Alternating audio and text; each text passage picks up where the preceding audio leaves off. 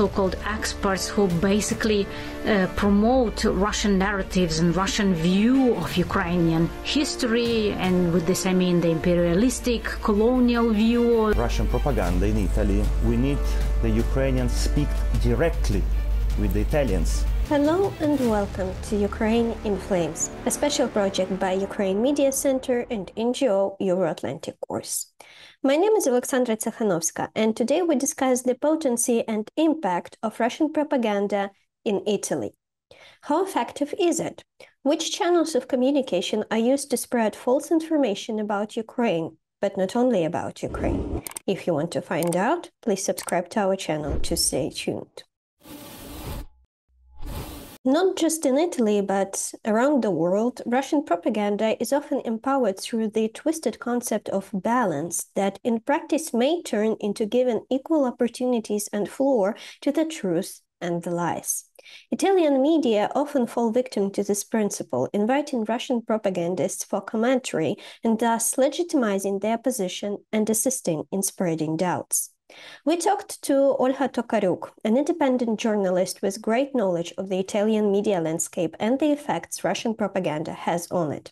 She will define the key problems that let Russian lies flourish in the Italian media. The problem with the Russian disinformation and information about Ukraine in general in Italy, especially on TV, is that not only there are a lot of Russian propagandists invited to speak on TV shows, such as Solovyov or so-called journalists, but in fact propagandists from Russian Defense Ministry, TV stations and other Russian state-controlled media. Not only that there are Italian so-called experts who basically promote Russian narratives and Russian view of Ukrainian history, and with this I mean the imperialistic, colonial view as of a country that has never existed, that is artificial, and that therefore that has no right to exist. Not only these people justify Russia's actions in Ukraine, but they also put in doubt the Ukraine's right to exist. But as I said, it's not just this. I think a bigger part of the problem is that those Italian journalists and reporters who are actually on the ground in Ukraine and who see what is happening with their own eyes, either are not invited to speak on TV shows, so they report from the ground for their media, but they do not appear on those opinion-making programs that interpret the events. Or if they are invited, they are only allowed to talk about what they've seen with their own eyes, but without as much interpretation or analysis.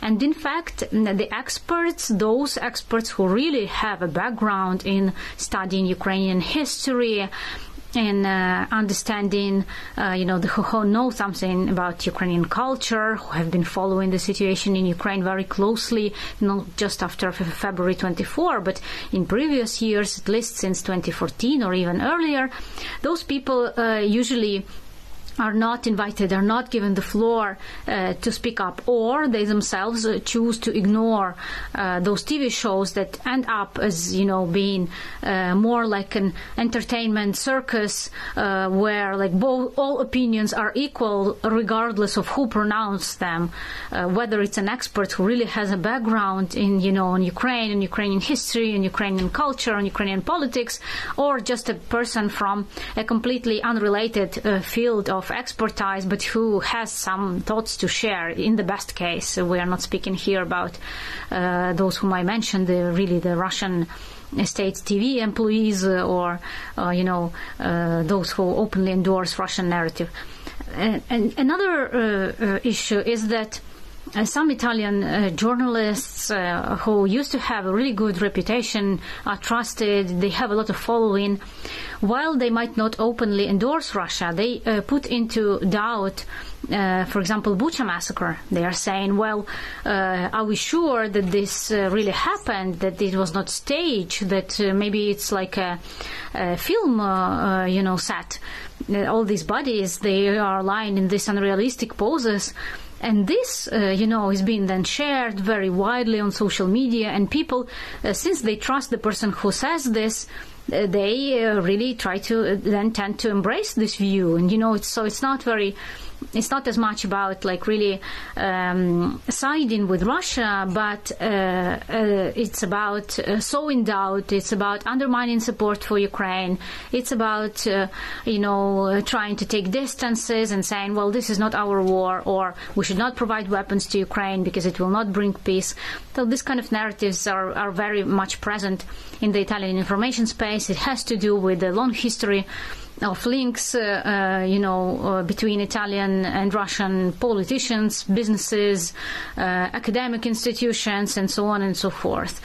And of course, now Italy is entering a period of political turbulence with the new early elections that are scheduled for September, and it's not excluded that the parties who will form the new governing coalition will be not as supportive of Ukraine as the previous government led by technocrat Mario Draghi. And I think actually the role of disinformation and of disinformation campaigns that started from undermining Ukraine, and very often those people who were criticizing support to Ukraine were also criticizing the Draghi government and ultimately contributed to its downfall. So it's not just the politicians who brought that upon, but also a part of the Italian media who are, very critical towards Draghi, towards his policy of supporting Ukraine. So I think, in the future, maybe we will know more whether these are parts of the same puzzle. But in my subjective opinion, this government crisis in Italy was also orchestrated partially, thanks to this information and disinformation campaigns related to Russia's war in Ukraine. So we have preliminary mapped the key problems in the Italian media landscape that facilitate and amplify Russian propaganda. In addition to inviting Russian propagandists and equating their view with actual reporting and professional journalism, there is the issue of limited presence of journalists who have actually been on the ground and have profound expertise on Ukraine. But we also have to pay attention to the following. One of the key trends in the disinformation spread on the Kremlin's behalf is its anti-Western and anti-American component. In Italy, those are heavily promoted, and our next guest, Vladyslav Maistruk, will tell us more about it. My name is Vladyslav Maistruk. I'm a Ukrainian journalist and producer, but I lived my childhood and youth in Italy. This allowed me to participate in various talk shows on all Italian networks and to clash directly with the carriers of the Russian propaganda virus. In Italy, anti-American, anti-Western, anti-European sentiments are very strong, so Russian propaganda has many natural allies. But if the Italian far-right feels sympathy for Putin because he's seen as the champion of the conservative values against the Western liberal world, for the militants of the Italian left, Moscow has been a point of reference since October 1917. It is also important to keep in mind that in Italy there are many media, but two are real giants. Rai, the state television, which has always expressed the political thought of the government, and Mediaset, Berlusconi networks, the former Italian premier and oligarch, who considers Putin as a friend. So it is not surprising that while Italy became more and more dependent on Russian gas, the state TV networks for 8 years talked about the civil war in Ukraine and not Russian aggression. Just it is not surprising that the Kremlin has chosen one of Berlusconi's networks to make Lavrov say that Ukrainians are Nazis, and even if Zelensky is Jews, this does not mean anything because Hitler was Jews too. But the thesis that more than others has been used by Russian and pro-Russians on Italian television is that Moscow was forced to respond to NATO expansion attacking Ukraine. And I haven't talked about the internet yet. It must be clear that in Italy, until March 2022, was functioning the information website Sputnik. It's a website created ad hoc to spread Russian propaganda all around the world. But even after the Putin blockade, Russian propaganda continued to dominate on many Italian popular alternative information websites, where bloggers with hundreds of thousands of followers repropose all the theses of the Russian propaganda. But the most disturbing thing is when you start to analyze the social network like Twitter. It turns out that the hordes of Italian anti-vax have become the Zeta boys who attacked anyone who criticized Putin and give support to Italian politicians and journalists who support Russia and spread fake news about Ukraine. The force of Kremlin in Italy was so present that a few weeks before the February 24, an Italian photojournalist, Roberto Travan, was a victim of censorship during a photographic exhibition in Turin, an exhibition about the war, by the organizers, the representatives of the Piedmont region and the National Artillery Association of Italy, who eliminated this passage from Roberto's autobiography. Since 2015, I have been working in the Donbass, a Ukrainian region occupied by Russia, because the organizers didn't agree with the fact that the Donbass was occupied by the Russians. But besides the dependence of the Italian media on politics, another factor has brought Russian propaganda into the homes of Italians: the commercialization of information. If the main purpose becomes to sell the news and not to inform, to entertain, if the information is considered only as a product and not a various propaganda enjoying it. During the COVID, on the talk show, they called it the anti-vax to make them argue with the doctors. And with the war, they began to call the deniers of Bucha carnage and to make them discuss with Ukrainians and also Italian journalists and politicians, and all for the show to go on. Russian propaganda in Italy can be defeated, but conditions are needed. For too many years, only the correspondents from Moscow told the Italians about Ukraine, or people who have never been in Ukraine for more than a week or haven't been there at all. So, to counter Russian propaganda in Italy, we need the Ukrainians speak directly with the Italians, naturally in Italian languages. First step, look for spaces on Italian media that already exist. It's hard to enter with the new media in that closed world. The second step is to have the Ukrainian academic world and various non-governmental think tanks to establish relationship with their Italian counterparts and with the Italian media. The last, but not the least, help the Italian authorities to find the various financing channel for the various Italian pro-Russian propagandists. Evidently, Ukraine has to put more effort into advocating its case against Russian propaganda in Italy, and direct conversation between Ukrainians and Italians is the best way to go. Following this piece of advice, we have talked to the Vice President of the Italian Federation for Human Rights, Eleonora Mongelli. And here is her message. Since the beginning of the Russian war in Ukraine, false narratives and ideologies supporting the Russian arguments have been spread on the internet and in Italian media. However, the problem of the penetration of a pro-Kremlin narrative in Italy is long-lasting. Elements of disinformation and propaganda in TV interviews, newspaper articles, TV and radio news have appeared also before the invasion. And of course, network of pro-Kremlin content creators have seen their audiences grow dramatically in recent months. The creators describe themselves as independent journalists whose reports aim to amplify Kremlin talking points are often made from Russian-occupied areas of Ukraine.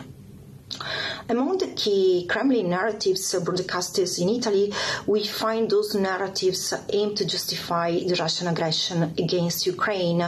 For example, the entire population of Donbass is pro-Russian and wants to separate from the Ukrainian government, which is a neo-Nazi. The war in Donbass is a civil war between Ukrainians.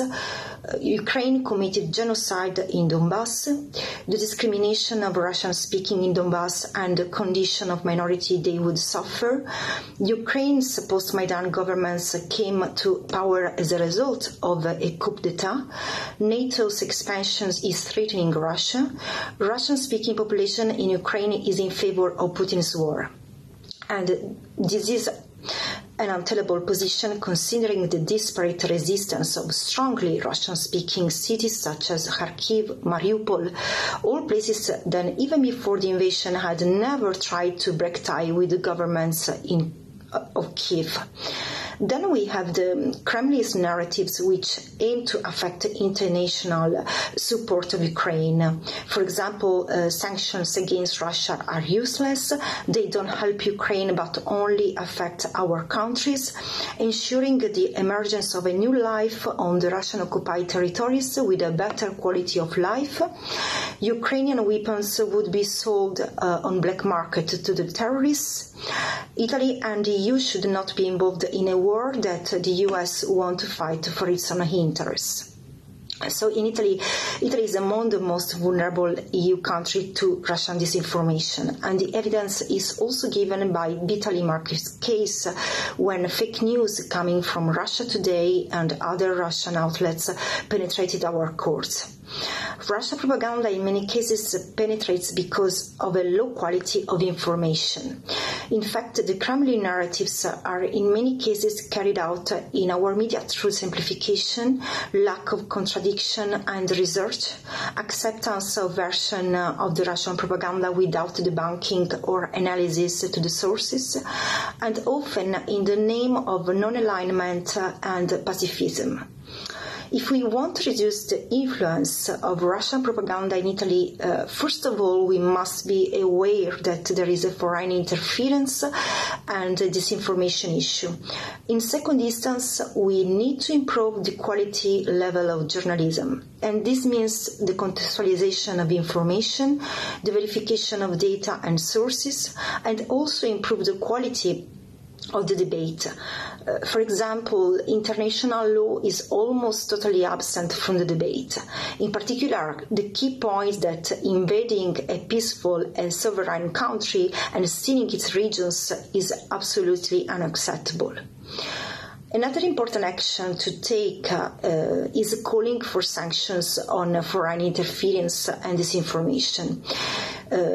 As stated by the European Parliament recently in a report by the Special Committee on Foreign Interference in all democratic processes in the European Union, currently malicious actors can, without fear of consequences, influence elections, carry out cyber attacks, and advance polarization in public debate. And that's why we urge the EU to act jointly and create a common strategy to face the challenge of disinformation. You have been watching this special project by Ukraine Media Center and NGO Euro-Atlantic course, Ukrainian Flames. If you find our work useful, please like and share this video, and don't forget to subscribe to our channel. In the description to this episode, you can find information on how you personally can help Ukraine in the face of Russian aggression. Remember that everything is going to be Ukraine.